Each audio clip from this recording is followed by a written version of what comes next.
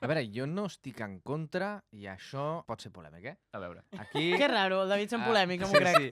Aquí és on em cancel·len ja definitivament. No estic en contra del canibalisme consentit. Davant de notari, que tothom deixi per escrit un consentiment de jo et vull menjar, jo vull que se'm mengis, i a partir d'aquí em fas un consomé, saps? Vull dir, un acompanyament, un no sé què, fora de la clandestinitat sempre es viu millor. Si us haguéssiu de menjar carn humana, com us la menjaríeu? Fricandó.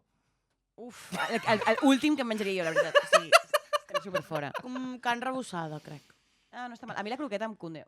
Jo opto per croqueta. O empanada, sí. L'arrebossat t'ho millora tot. Llavors, sí, carn arrebossada, 100%. Sí. Un KFC, però KFH.